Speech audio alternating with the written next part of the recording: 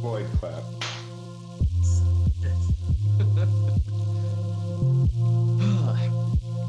Now I think we're ready. Kevin's gone. Now he's back.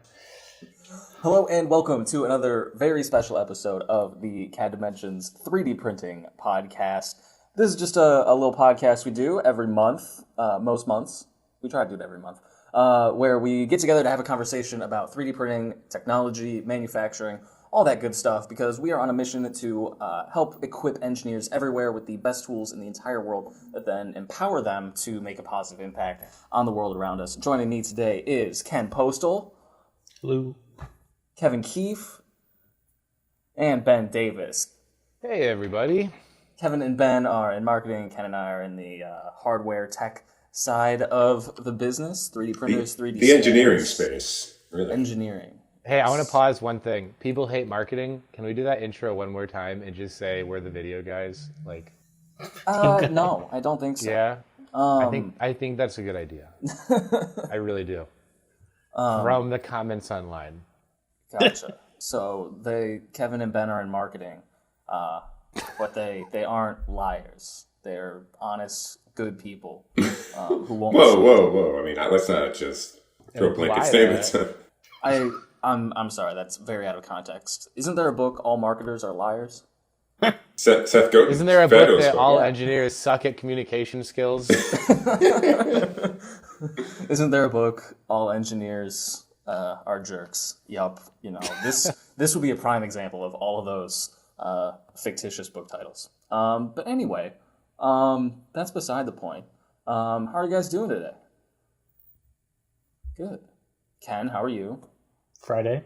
It is Friday. We do like to record these on Fridays, which I think is good because everybody is in a very loopy end of the week headspace. So it makes for lively conversation. I am definitely right there right now. I can tell you that much. And Ben, you're joining us from a cave. How's that working out for you? Yeah, I'm in my lair. No, this is my new office. The walls haven't gone up yet, so it's just old cinder block. But I was going to say gray's a bad color. It brings the mood down. You got to think bright. But it's a lair. I could be underground. You have no idea. You know, I'm kind of really liking the gray cinder block background. It's a nice change up. Yeah, you're welcome. I think every podcast so far during this whole like work from home thing, I've had a different background. Anyway, I'm in the office because I just boxed up a 3D print order for some of our friends in Connecticut. If anyone out there needs something 3D printed, you can go to our website and we can get you a quote, and that'll be a great time. But beyond that, Ben, you have a question for us to kind of get things warmed up. Yeah, I was wondering if it is possible to print with like 2 3D printers at the same time. I mean, if we do that all the time, we have multiple 3D printers, so yes. You're talking about no, like on the same print bed. Cooperatively. Like printing in unison on the same print. What do you think, Ken? I'll let you go first. Thanks. There's a few varieties of 3D printers now which are referred to as IDEX printers, where you have multiple print heads in the same build chamber, and they're independent from each other. So that's the big difference is where our machines typically have 2 nozzles that are physically attached. These are not attached, and they're on their own motor systems. Basically, that lets you do the same thing we do, where you have a model material and a support material. But what these printers are more well known for is being able to duplicate prints. So basically, both print heads are printing the same object at the same time on one half of the bed.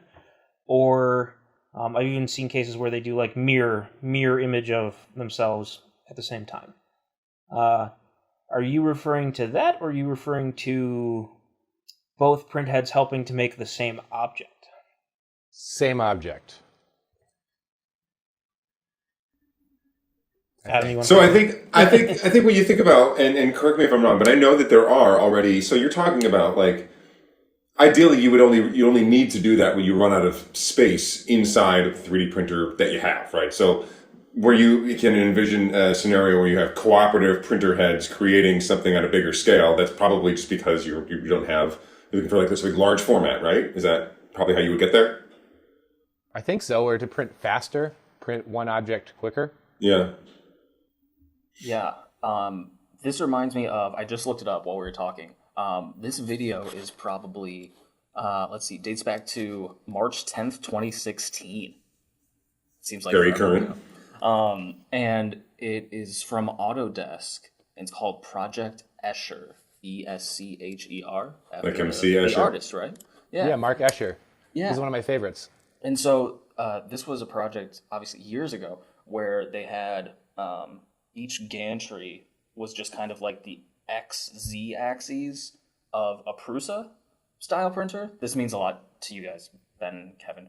Kevin, just like the printer that you have at home, where the X-axis and the Z-axis are kind of linked.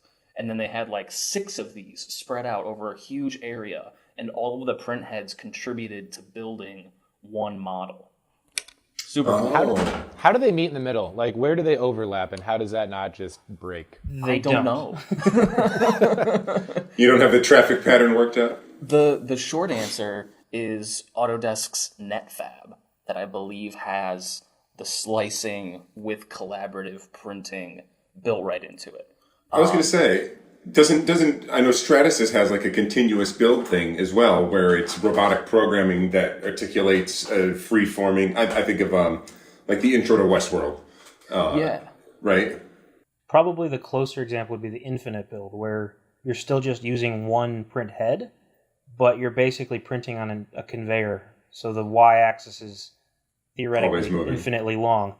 Yeah, like Adam, you were saying, probably the biggest challenge to using an IDEX printer, that's kind of like what you were getting at with the NetFab project, but it's not easy for computers to write code that's aware of other print heads.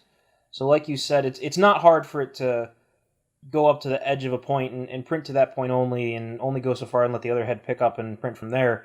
It's making sure that through these thousands and thousands of lines of code that they never run into each other. Right. So where does IDEX make sense? And for the audience, what is IDEX would be a great starting point, probably. And then where and if does collaborative print heads make sense? Ken, I'm asking you that question. Do you know what IDEX stands for? I don't remember off the top of my head. Ken, you've been throwing around IDEX? I know the phrase.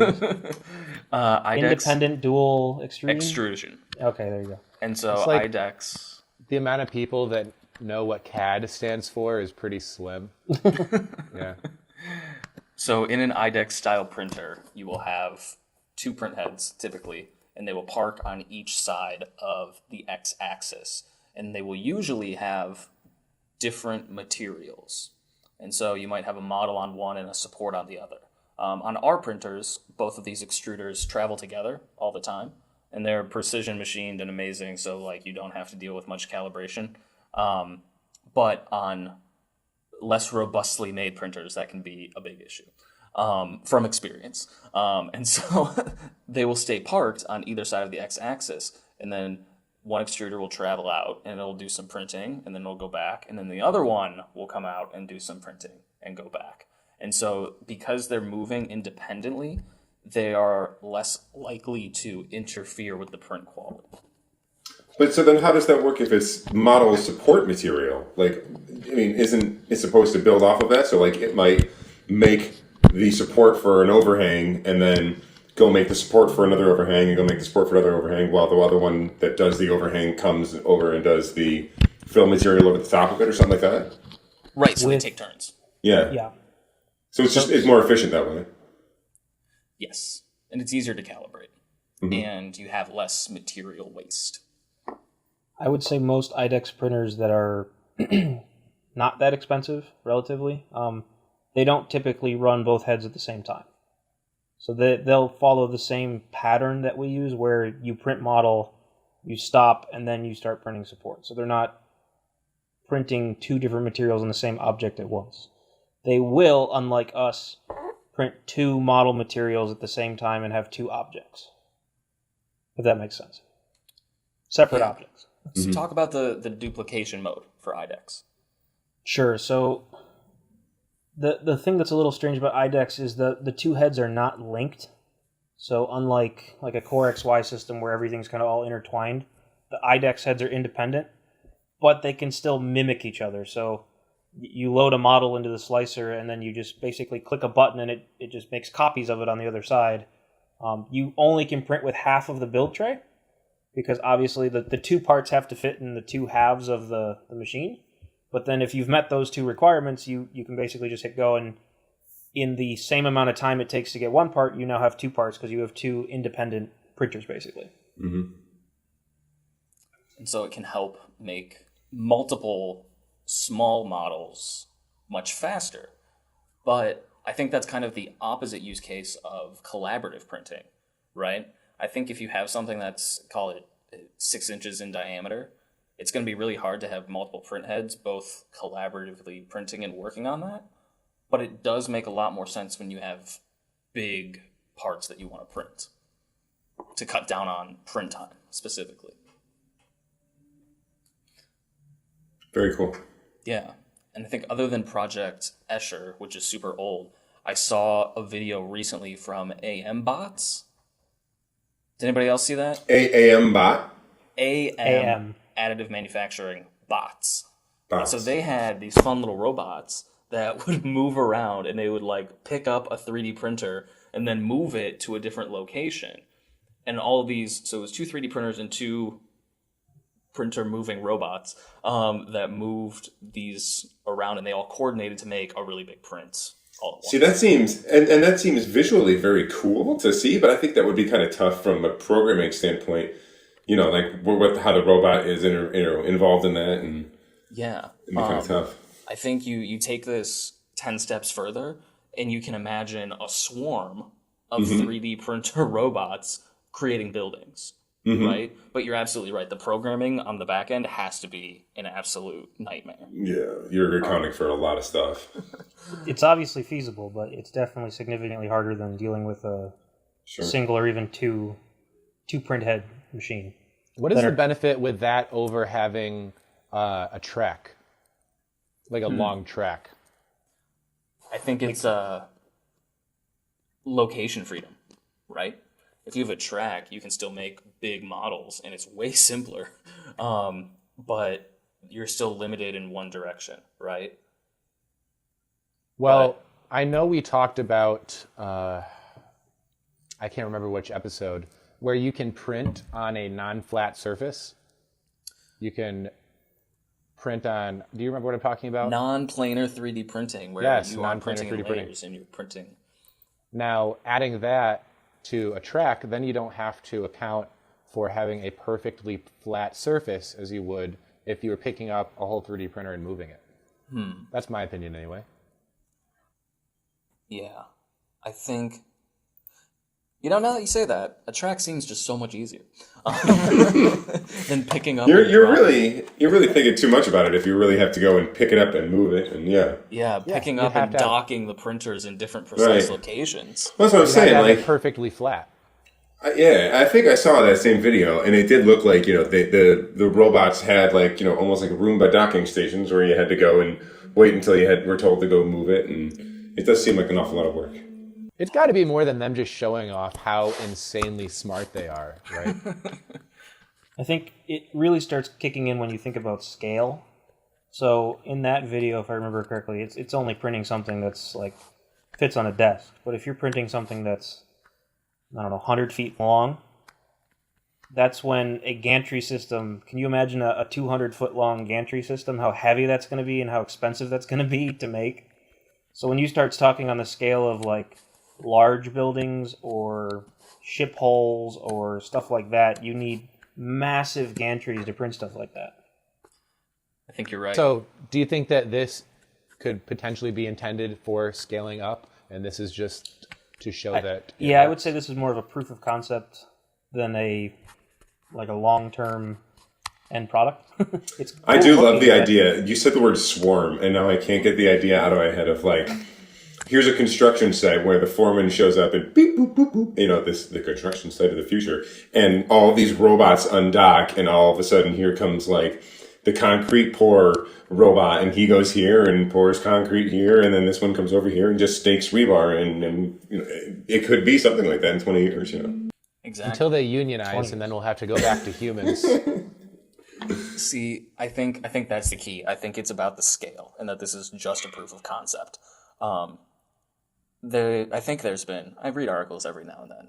Sometimes I read, but about like swarm robotics as like a whole field of study and a whole field of research in how robots can work together collaboratively and not crash into each other. Two robots working together may not be all that impressive, but if you think of like a whole team of little Wall-E-like robots working together to build things very quickly, I think that's super cool. Wall-E is a good example of that, because we're not too far away from that. They have, who's that? Oh, I forget. There was like a anthropomorphized face of like a person on a robot. It was a cobot that you could work with on a production floor, and like he could lift things that were heavier than you, and Asimo maybe, or something like that, or I forget the name of what it was. But they're already, collaborative robots that people have on production lines. I know that Fanuc has robots that are, you can work within without the safety frame, because it's, has like those hard stops whenever it comes into contact. So there's already those things that are, and then take that a step further, incorporate that more into the production line, and then, an economy of scale improves the price of robotics, and all of a sudden it does become cheaper than a person. Bring it back to 3D printing though. What applications do you think this swarm 3D printing could provide? You said buildings, but what about like contract manufacturing, or like building bigger machines? Is that a potential? I think so. But you have to look at places that 3D printing isn't used today because it's too small. Boats, cars, trains. Has anyone ever 3D printed like the hull of a train? No.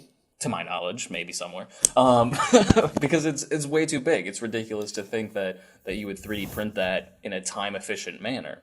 But if you have a team of 30 printer robots, your little swarm, all working together, all of a sudden you cut that time, you divide that time by 30. Right. Yeah, wow. That's pretty cool. Yeah.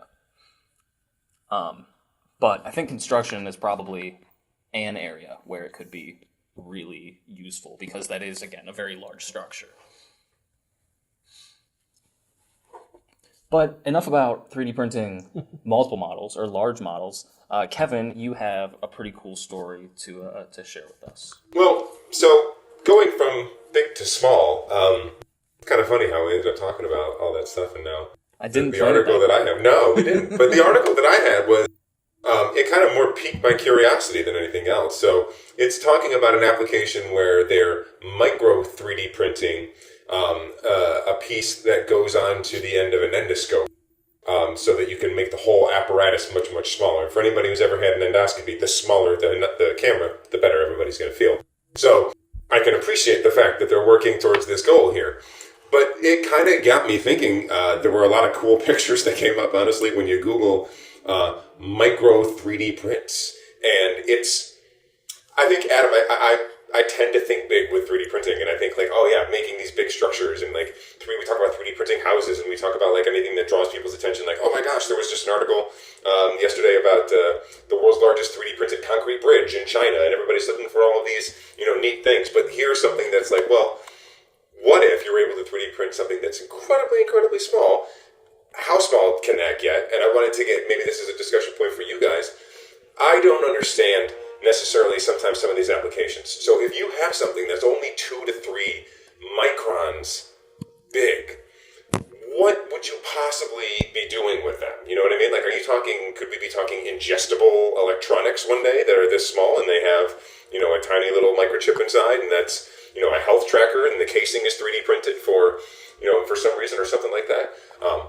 Micro 3D printing got me really excited. Do you happen to have that photo so I can share that with everybody? I do. I will send you the photo.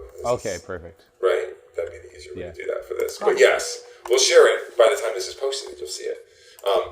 But, you see a lot of things that are like, holy cow, this is if I was holding it in my hand and it was this big, that's a lot of detail. But here it is compared to the size of a match head, and it's looks that detailed as well.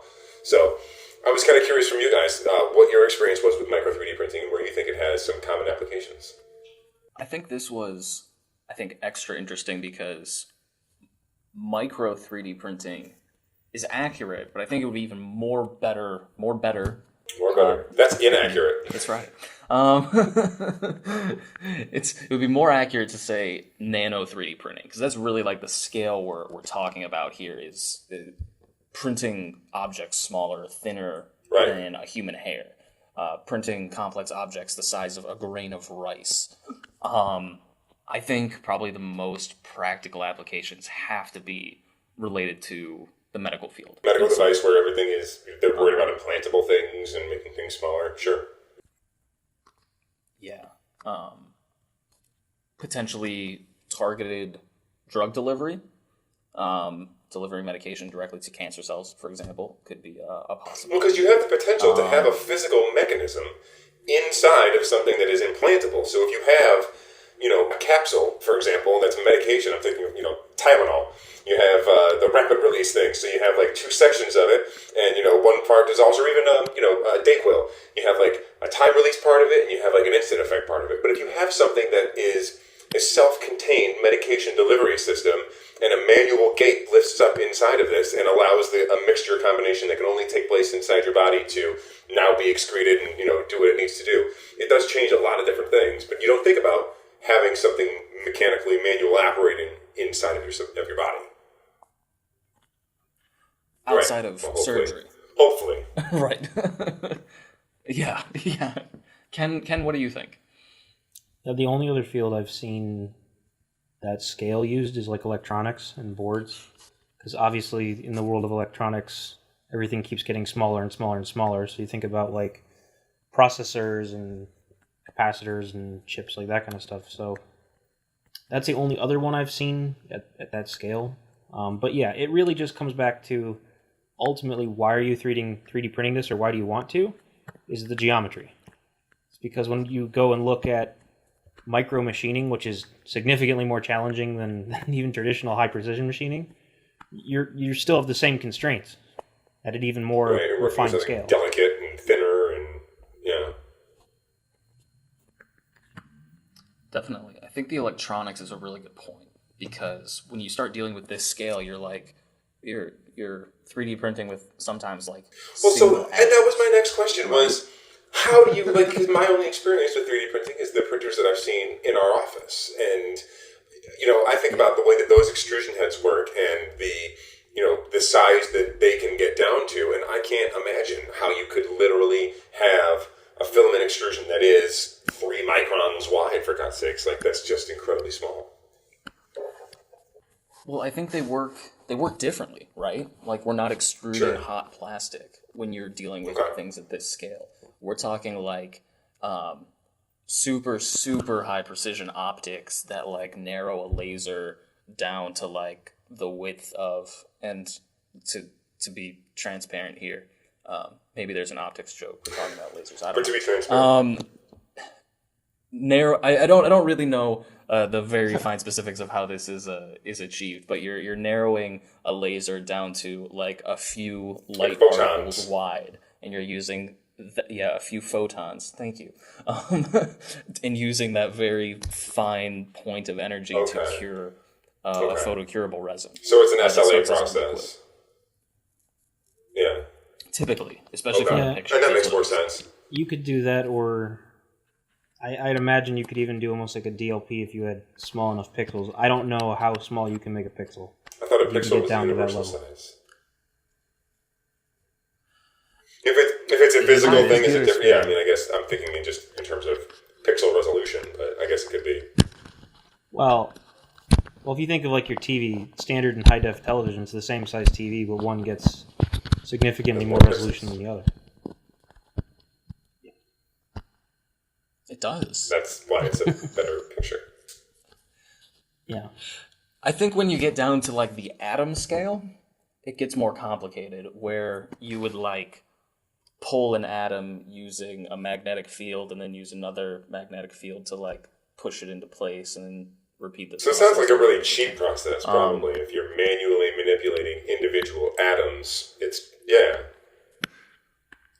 horrendously expensive. I think what always stands out to me when we see stories like this is that oftentimes one of the biggest barriers for 3D printing is things like level of detail and accuracy, right? And then I see things like this, and I'm like, well, this is insanely accurate. You're working on such a small scale. Why isn't there like a way to bridge the gap? Because so many people would love super high detail, super accuracy, and being able to print something bigger than a grid. Bigger than imaginary. Yeah. But they all want it to be quick. Yes. And it has that's the other challenge, is the time it takes to do this. Yeah. I don't know, guys. I'm looking at the quarter, the little, it's that boat that everyone uses for their prints. Benchy? The Benchy. I see some layers on this print. I'm disappointed. You can see the layer lines, is that what you said? Yeah, on that Benchy, you can probably fit 1,000 of them on that quarter. Yeah, I don't know. That's not good detail. Well, if it doesn't pass Ben's quality control test, then discard that print, maybe. It's worthless. Yep. They're gonna have to use some million grit sandpaper to smooth that out. But. Yes, definitely. Kind of changing pace here. We've talked about printing small things. We've talked about printing large things. Now talking about printing functional things. Ken, what is your 3D printing application of the month? Sure. So this month, I wanted to quickly go over a fairly new application we've been working on, which is the composite tooling. So when we talk about composite tooling, we're mainly talking about the metal tools that are used to create complex shapes with carbon fiber. There's a couple other types of composites, but the main one we are concerned with is carbon fiber. So in order to make complex shapes with carbon fiber, I guess backing up one step, carbon fiber generally comes in flat strips or flat sheets. In order to get them into complex shapes you see on planes, race cars, any kind of lightweighting carbon fiber application, they have to be formed and cured around a mold, essentially, or a die. So to do this, you would lay up these fibers on, or these sheets on this mold. You would generally go through a curing process to set the carbon fiber in shape, and then you can take the part off of the mold, and voila, you have your final part. Just like any other industry working with molds, there's a couple challenges with them. Number one being lead time to get a mold. So anytime you're using machining, because these are typically made out of like aluminum or some similar metal, it takes a long time to get through, especially if you're outsourcing in the terms of like weeks typically to get parts. The second one is cost. So generally, and especially as we get bigger, it becomes cheaper to 3D print components that have a decent amount of complexity than it is to go and spend all the time machining large blocks of metal. And then finally, the other thing we heard when we discussed like injection molding is the prototyping side. So because these molds can be so expensive, it doesn't make sense unless you have large quantities of parts like that you need to make. If you only need 5, 10, 15 parts, it usually doesn't justify the initial investment into metal tooling. So really what 3D printing does is, where most people assume, I guess the most common assumption with 3D printing is we only print fairly standard plastics like ABS and like PLA. We can actually print higher temp materials like Ultem 1010, Ultem 9085, and even specialized sacrificial materials. So for the tooling world, materials like Ultem can withstand 350, 400 degrees Fahrenheit in a curing oven and still be fine. So that allows you to print sparse-filled tools, lightweight tools, cheaper tools quickly, whereas you'd have to normally go and make a full-size aluminum tool in order to be able to make a part. So can an Ultem mold replace an aluminum mold, like straight up, or is that not recommended? So for carbon fiber over molds? In some applications, yeah. So the The key things we're going to be concerned about are geometry. That's fairly common limitation right now in all carbon fiber layup tooling. We're going to be concerned with heat. So printed parts do a pretty good job. There's still a limit where you have to go to higher heat-resistant metals. But I think Ultem 1010 can get up to around, like I said, that 350, 400 degree mark. And then the final one, you can do things that you can't necessarily do with traditional aluminum molds. So not at the high heat level, but with the sacrificial tooling level, you now have geometry that you can't achieve with metal because you're able to dissolve out the core. Right. Okay. So how does specifically with the soluble tooling material, how does that compare to what composite manufacturers do without 3D printing? Sure. So the easiest example I can think of is if you tried to make like an aluminum pipe, like just a regular pipe with a 90-degree turn in it. That would be very difficult to do with an aluminum mold because obviously you would lay up the fibers, you would put it on the mold, put it in the curing oven, it comes out, and now if you felt carbon fiber, it's very stiff. It's not going to bend to let you get that metal part out. So you're basically trapped. It's a trapped mold. With a sacrificial tool or a tool that will dissolve out, it's strong enough to be able to go through that curing process, but then immediately afterward we throw the whole assembly into a solution and it dissolves out that core. That way we have that hollow 90-degree angle tube. So it's potentially otherwise impossible geometries that you can recreate using something like that. Yes, what they will normally do to create something like a 90-degree mold is they'll end up having to do a multi-core system. So I don't know if the 90 degrees is quite feasible, but for more complex geometries, they'll have molds that will break into 4, 5, 6, 7, 8 pieces in order to be able to piecemeal them out of the part when you're done. The one example I know Stratasys has shown in the past is, I believe it's a hood scoop for like a racing car. That's a geometry that if you had a solid metal piece on the inside, it'd be extremely difficult, if not impossible, to get that out of there without damaging the final product. How did they used to make this before? Or was it just not possible? Probably for something with that kind of complex geometry, it would be that multi-core method where you had 3 or 4 piece cores that would align or kind of fit together.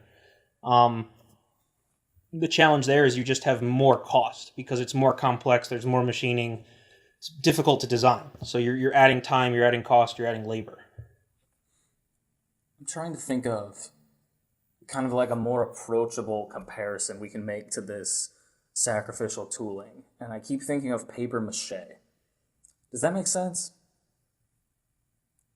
No. Are you thinking like when you Explain use yourself. a balloon to make... Your face is telling me no, so let me explain more. Please. So in paper Because I mache, went to sandcasting, so please. in paper mache, you blow up a balloon, and then you take strips of paper And glue. or carbon fiber. The paper would be carbon fiber. You guys get it. You dip it in glue, you put it on the balloon, and you repeat that over and over again. That's a lot like what the composite layup process is like. Naturally much more precise and all that. And then at the end of it, the glue dries, and then you pop the balloon, you pull it out. But if the balloon is made of metal, you're not getting your balloon back. Okay, so this is like wax casting. Kind This of. is like wax casting, right? Yeah, kind of. Okay, all right. But in this case, the wax, so to speak, could hold up to the oven temperatures. That's really the main difference. So the wax can go through the process. Mm-hmm. Yeah. And there's those two types. There's the soluble, and then also there's still benefit to using traditional cores as well. So just regular, no need for dissolve cores. So think of it like you make a balloon animal dog, and then you paper mache him. If the balloon is actually made of metal, your dog would have to be made up of like 12 different pieces in order to pull it all out at the right angles. But If it's a balloon. it's just a balloon, so that's not an issue. But you could also just 3D print your dog and then paper mache him and then put him in the support removal tank and it'll all just dissolve away. And then you have a carbon fiber dog. Wow. Very light. I think I'm going to do that. Yeah. I think everyone should do that. So, Don't clone your dogs. That's so 2018. Now carbon fiber preserve them. I really want to break out that explanation with no context, just to see if anyone would follow where you're going with that. How to carbon fiber your dog. Dog, yeah. And 3 easy steps. Your balloon dog, not a real Balloon dog. That's dog. terrible. Right. Balloon dogs important. Yeah, important context. Anyway. By Michael Vick. Ooh. We might have to edit that part out. Yeah. We got to get that monetization, right? Anyway, this is a great point to transition to a topic that makes much more sense to people rather than balloon animal dogs.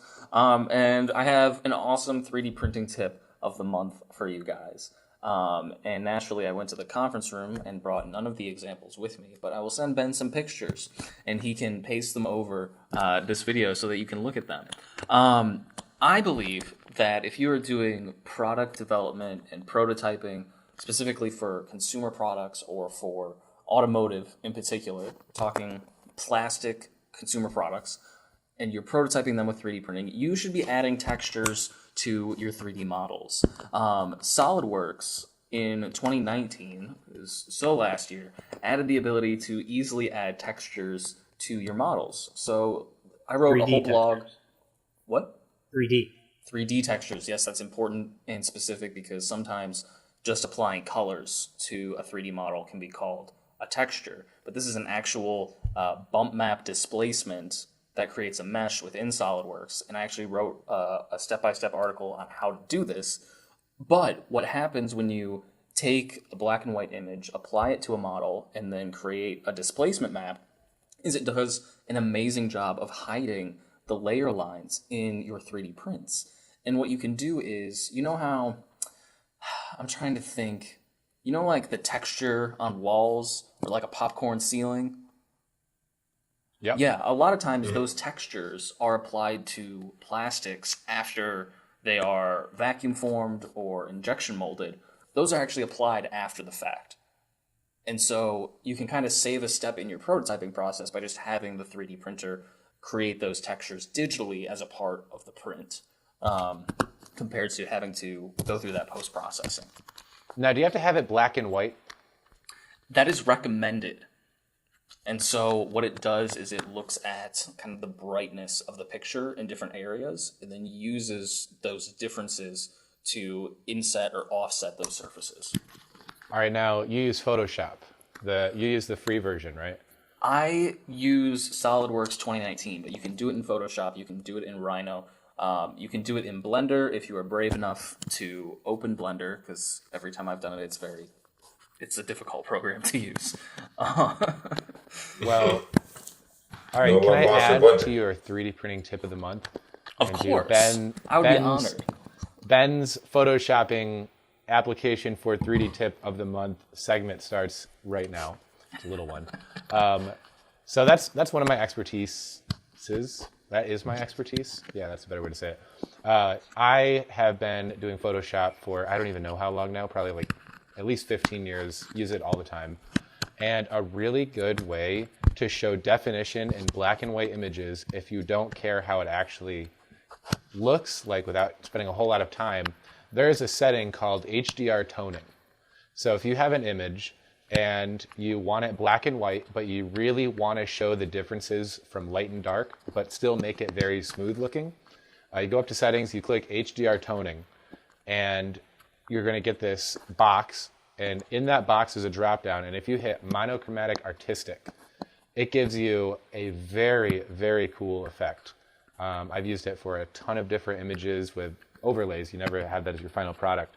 But I think that would probably be one of the best ways to show a texture, if not the best way to show a texture in Photoshop in black and white. And I would love to collaborate with you on making a texture with it. Maybe we can show them next time.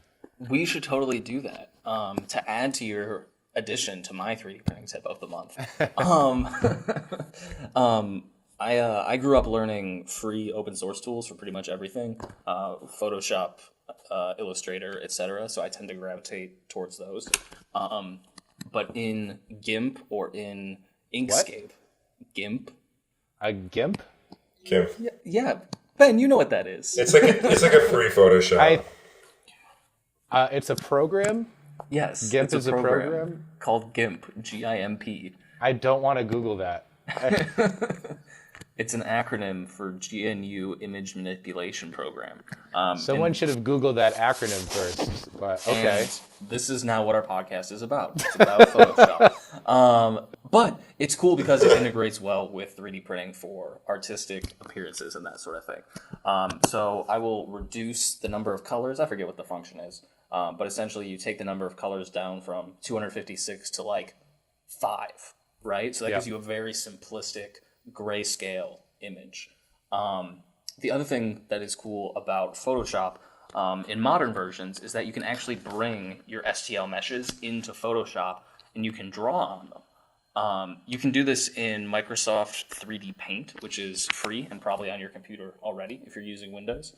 But what 3D Paint does is it drastically scales down your model when you're painting on it. So then when you scale it back up to the size you want to print it, all the colors get pretty pixelated. But in Photoshop, you can paint on it, you can apply images to kind of wrap around the object, which is great for full color 3D printing. That's something that I've been playing with more recently because we got a new second full color 3D printer in the office. It's become way easier in the past year to do that. Yes. Now we don't even have to go into Photoshop. We can just export directly out of SolidWorks with our textures, and that's all we have to do now. Definitely. Nice. So there you have it. You guys have anything to add for the end of the podcast before we wrap up? Yeah, where was the unboxing video on this supposed new 3D printer? What the heck, man? You know, as much as the audience loves unboxing videos with the state of the world and all that, we didn't feel comfortable bringing a whole film crew in to unbox the new printer. So the new printer didn't get the love that it deserved. Can I just change your sentence to we didn't feel comfortable with Ben coming in? Yes, Ben specifically, we didn't want to come in. No, but they were trying to be polite about it. But Ben we is didn't want disgusting. some people coming into the office. Anyway, this has been another wonderful edition of the CADimensions 3D Printing Podcast. If you enjoyed what we're doing here, make sure to leave a comment on this video if you're watching it in a video or wherever you're watching or listening. And let us know what segment was your favorite from this month's episode. Feel free to subscribe on whatever platforms you prefer using. And thank you so much for watching. Goodbye. Bye, everybody. Bye, everyone. Have a good day.